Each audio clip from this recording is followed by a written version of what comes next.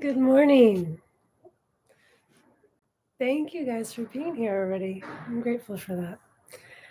So today we are finishing chapter 15 of the Tao Te Ching. The text is in the description below if you want to read along. The ancient masters were profound and subtle. Their wisdom was unfathomable. Their wisdom was unfathomable. There's no way to describe it. All we can describe is their appearance. They were careful as someone crossing over an iced-over stream, alert as a warrior in enemy territory, courteous as a guest, fluid as melting ice, shapable as a block of wood, receptive as a valley, clear as a glass of water. I spoke last week about this indescribable master that the Tao is continually referring to. And what I want to really start with today is how deceptive the Tao can be. It's really setting you up for failure in these first, well, throughout the book it does, but in these first two stanzas, it's very clear. It really does establish this almost iconic idea of this master, right, that we could idolize and aspire to be. Right, profound but subtle, right? Because that person that's just profound is annoying, right? The person that's subtle is a little obtuse, right? Like, no, they're both that perfect balance of profundity and subtlety, and their wisdom was unfathomable, right? Like that. Think of the fathoms of the sea, the depths. It was so deep, you couldn't even perceive of the depths, right? There's no way to describe it. And these two lines are what I'm going to get into shortly here, because these are the juicy parts. All we can describe is their appearance.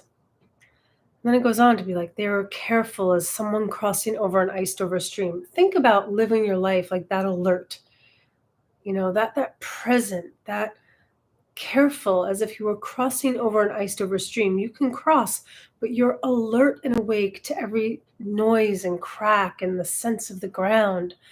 You're that present. Right? They were alert as a warrior in enemy territory. So they're really paying attention, right? And as careful and alert as they are courteous as a guest. Courteous, right? They're kind, they're lovely, right? A lovely person, right? That you'd want to have. Fluid as melting ice, able to change from hard to soft, right? Think about melting ice. It's hard, it's one form, it's the other, and it changes effortlessly. And it goes wherever the path leads it. It has no expectation or predetermination. It is fluid, it flows, right? They flow. They're shapeable like a block of wood that could be made into a spoon or a bowl, right? Or whatever you might need it to be. Just shapeable into whatever you need. Receptive as a valley. They can receive, whether it's air and water, love, gifts, kindness. They're actually receptive. I think, especially in the West, this is one of our most challenging things. We're so good at doing and thinking and solving. Can we receive? Can we receive graciously, right? I could do a whole talk on receptive. I once read that the best example of a good receiver is a kindergarten teacher at Christmas, right? Who's receiving like a purple crayon or an old apple or, or this, and everything they receive. I mean, it's just what I have in front of me. Like I have a power cord thing. They're like, oh my goodness, look at this. This is beautiful. I love white. Like how wonderful. Like they just find the things. And what they're doing is receiving the child. It doesn't matter what the gift is. They're receiving this thing that was given, aware, oh, I love it. This is perfect. I've always needed this. It's and you've thought of me. I love white, and I need power. And Johnny, like thank you. I'm so grateful. That's a good receiver. Can you receive well? This is something I've been working on for about I think I first really started to learn about the art of receiving like 2020, 2021, so only a few years. I didn't even think about receiving before and didn't realize that I think the technical word is awful at it. I was a bit shit, excuse my language. I was a bit not great at receiving. So, receptive as a valley, clear as a glass of water, as courteous and fluid and shapeable as they are, they're clear. They're direct. You don't have to read between the lines, right? Wow, this sounds fantastic. Right? Don't we all want to be like this? That's where it sets you up for failure. The whole point of the master is that they are master of the present. Whatever that present is. They're losing their mind, they're angry, they're distracted, they're flailing about. That's everything. Oh, we have visitor. Yes, my dear? You want to come in? Are you going to say hello? Or are you just going to cry? You might just cry. Oh, there, you can see some butt. The masters were masters of presence, of being with reality as it is, not any expectation or idea of what they think it should be, because that is limited, right? The Tao sets you up to try to aspire to things as if that was the way to masterhood. And it's almost tricking you that should you do everything right, you too, and if you practice being careful and courteous and receptive and alert, that you too could be the master. Nothing could be further from the truth. If I'm aspiring to be something in the future, I am not with me right now in the here and now. I'm not with reality in the here and now. The key words to this chapter are in the last couplet of the first stanza. There is no way to describe it. All we can describe is their appearance. Whenever we are stuck in a story, right, of what's right or what's wrong or what's good or what's bad, we're stuck in a mental idea, right? All of our ideas, all of our thoughts, they're made of words, right? Words are not reality. Words, your thoughts are not real. They're not reality. They might be a descriptor of reality, but that descriptor is not it, right? You can all describe me right now. Cream-colored shirt, brown necklace, I don't know what color my hair is. You could describe me. Is that who I am? Absolutely not. And any descriptor, let's take a step back first. Each of you will have a different description of me. Each of you will see me differently. Each of you are hearing the words that I say differently, right? No two are the same. Which truth is the truth? Hint, there is no truth. It's all truth, none of it's true, right? When we describe something, we're going to a story. A story is made of words, which are descriptive terms, which can be helpful to a small extent, but are ultimately limited. Let's go back to this little plug right here, right? I can call it a plug, but I'm missing the plastic, the metal, the components inside, the conductors. Like, I don't know how this thing works, but there's a lot in here that's both more and less than a plug, right? By limiting it to plug, I miss everything else that is here. And it's just one descriptor of the myriad components inside. As I said in the email that went out this morning, prepping for today's class, there's a famous Zen saying, one of my favorites that I use all the time with my clients and with myself, where it's in the Mumonkan. It's in one of the descriptions of one of the teachings of the koans. I forget which one, but it's quoting a Zen master talking to a monk where he says, you say the word fire, yet your mouth doesn't burn. You say the word water, yet your thirst isn't quenched. Right? The word is not the thing.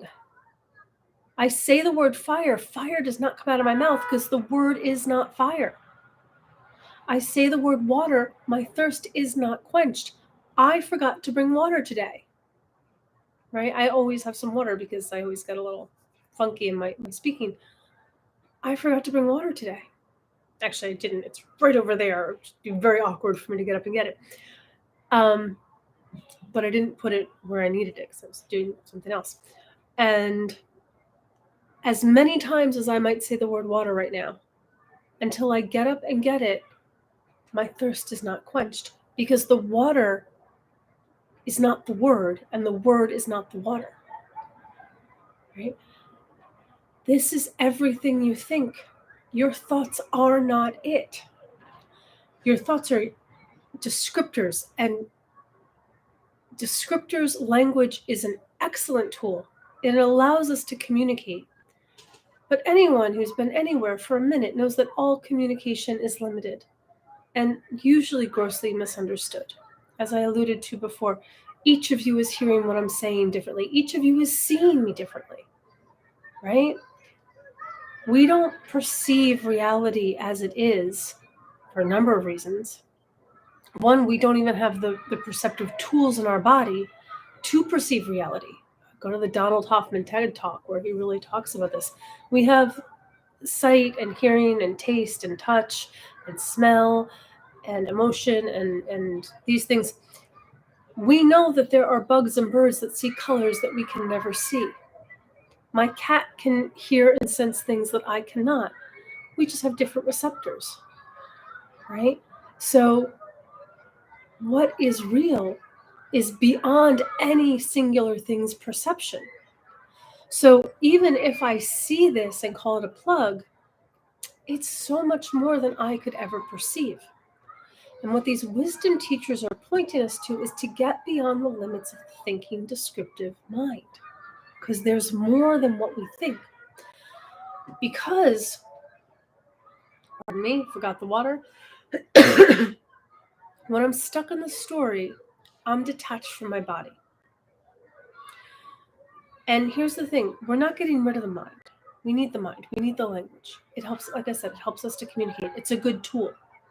A hammer is a good tool. A screwdriver is a good tool. But as I'm not a carpenter, I don't carry them around with me all the time.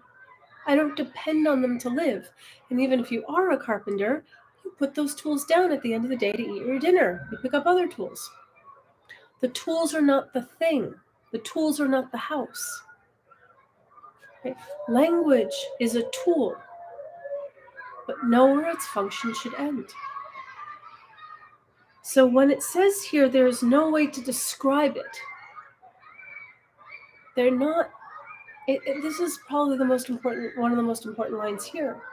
You can't describe it, however hard you might try. Any description you attempt at is gonna miss it. Every one of you sees me differently. Everyone is hearing the words I say differently. None of them are right, and none of them are wrong. But they're all limited. I'm limited, right? So it goes on to describe their appearance, because if it tried to describe the wisdom, it's going to miss the mark, because the wisdom is the whole body. It's beyond the limits of language and thought. When I am embodied, and that's why the Thursday practice class is so important. I'm embodied. I'm here. I'm in my body. When I'm here, I'm using all of it. I'm using my grounded, my breath, my physical sensate self, my smell, my hearing. I am completely embodied, and I'm using my thought. I'm observing it, I'm hearing it, I'm noticing it, as well as my emotions and any other things I might sense. Sometimes you'll pick up on danger or other things. You pay attention, right? You notice. When you're not stuck in a story or in descriptors or in ideas or in any word, you can notice more. That's why the practice is so key. Every Thursday at 11:40, we sit here and we practice together just breath, breath, not thinking, or maybe thinking and just noticing the thinking, returning to the breath, using the whole body. Remember, meditation is physical, not mental. There's nothing mental about meditation. It's a physical practice. You get the physical practice part of it right. You get the form, right? You get in the right position, and then you just sit there. Even though you want to run, you take another breath. You rewire the existing neural programs to create a new future, right? Breath by breath by breath. And as you just sit there, it begins to rewire you so that you are using more of your entire sensate system. You're going beyond the limits of language, right? And it's like a kid learning piano, right? Your sits, I mean, think about a kid who like practices 20 minutes a day on piano and gets a lesson once a week, right? They're gonna be a bit crap for a couple of years. And that's fine. Actually, none of it's crap. It's perfect for where they're at. Every time they practice, they're improving their neural pathways of these new physical muscles so that it slowly becomes habit. That's what we do when we sit. You might think it's quote unquote crap, but it's like the kid playing the song and it's all out of tune. But they have to be out of tune for a few years in order to eventually get in tune. Then at some point, it's not that they play the music, they are the music. There's no separation between the music and the musician. That's the same with this practice, with this work. As you practice being embodied, breath by breath, at first it seems discordant. My mind is all over the place. I want to get up and run. I'm falling asleep. I'm itchy. I don't want to do this. Okay, breathe. Breath, breath, breath. Okay, I got to 20 minutes done. Okay, you're out. Fine, you practiced. You did your 20 minutes. But at some point, the shift that happens is there's no separation between you and life. You are the music, right? This is that ineffable that I alluded to that I wrote about in today's email. I love that word, ineffable. It's beyond description. It's vast. It's boundless, right? That's what this life is. It's vast and boundless and indescribable. And that's what this work is urging you towards. And that's why it's so funny that it gets caught up in the description and tries to lead you almost astray into aspiring to be the description of someone or something else, where all it's actually pointing to is to the indescribable now. Hi. Hello, beautiful. Oh, you can't see me. There. Oh, beautiful. Oh, look at that baby. All right, he's going to go. Oh, do not eat the flowers. Please don't eat the flowers. It's like Doris Day. Please don't eat the daisies. So, those are my notes on today's lesson. Thoughts, pushback, comments. What do you guys think? With everything that I did say, it can't hurt to practice being careful and alert and attentive and fluid and shapeable. As you practice these things, they will become embodied in you, right? Everything is practice. But see if you can spend a minute or 5 minutes, or ideally at least 20 minutes a day, being in your body, listening, hearing the kids outside, noticing the wagging of the tail behind your back, right? Such a baby. Right? Get more into your full body with practice. That's what the meditation isn't meditation. I hate the word meditation. Anyone that's worked with me, I prefer the word sitting. I'm not going to go meditate because there's so many ideas around meditation. It becomes something else to do. No, I'm just going to sit here. Practice sitting. being embodied, coming into your physical gravitas. I've uploaded a few practice meditations to my YouTube page where you can just listen and I'll walk you into your body. And we only sit in silence for maybe I think they're both 5 minutes. One might be 10 minutes. They're really short, but use them if they're helpful. If my method is helpful, if my method's not helpful, don't use it. Right? There's so many great teachers out there. Find the one that resonates with you and use them. Right? Because all that matters is what works for you. Right? But practice. This is your life. And you are the master. No one else is. And you've always been the master. I talked about this last week. And you always will be the master. It's just your realization of it that matters. It matters because when you realize that you're the master, it's just the master being present. And this isn't about having power over someone else or over life or even over yourself. It's about your presence to life. That's what the master is. He's the master of presence, right? And receptivity, receiving whatever this moment brings. And as you practice that, then your life is just music. And that's my wish for all of you. But it's only music if you practice. So practice. I'm interested in the point that words are not reality. A lot to think about and learn there. Check it out. Don't believe me. Check it out. Go experiment.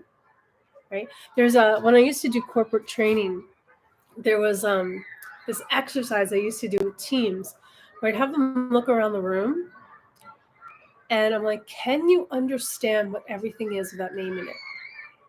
So if I look around, flower, plant, printer. It's so weird when you're on screen, everything's reversed. So if I point towards the printer on the screen, it's the wrong way. I have to point the opposite. That's so weird. Printer, plant,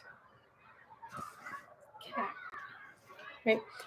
But can you not say the words? Yes. Actually, the words slow you down. There was an experiment that our teacher had us do. God, this is like decades ago on one of our extended silent retreats. It was, can you take 2 different showers? So, 3 mornings try it one way, 3 mornings try it the other way. Where at first you are literally naming everything you do. Soap, hand, water, arm, elbow, like name everything. See how long that takes you. See how efficient that is. Then no words. Just do, just act. Right? This little sweet thing here, he doesn't need words to know. Oh wait, you still can't see him. He doesn't need words to know when to wash his coat. It's just action. You don't need the words, but check it out for yourself. Right? Thoughts slow you down. If I was to hand you a lit match right now, and it's burning and getting hot and like burning down, and I told you don't think, without effort, if the second that it got near your hand, you would flick it out. You don't need to think to know what to do. But don't believe me. Go check it out. Go check it out. Thank you guys for being here. Thank you for your comment. If you're watching this on the replay later, please share your comments, your questions. I will happily answer them, especially now that my YouTube channel is still young and I pretty much don't get any comments right now. So I can happily, easily answer them. If you're watching this years later and I somehow have like a gazillion followers, it might take me a little time to get back to you if I can at all. But I will definitely try. And I'd love it. Thank you guys. Super grateful for all of you guys being here. Have a beautiful week. Sit with me on Thursday. If your practice is strong, don't worry about it. Don't sit with me. But if you don't have a practice or want to strengthen your practice, sit with me on Thursday. The link to sign up is in the description below. It's a Zoom class. It's free. It's live at 11:40 Thursdays. If you guys are here from my email, you already have the link. You don't need to sign up. Thank you, guys. Oh, words are not reality. Struck me as a powerful lesson today. Yeah, words are not reality. Your thoughts aren't real. Enjoy your life. May it be music and dance. Big love.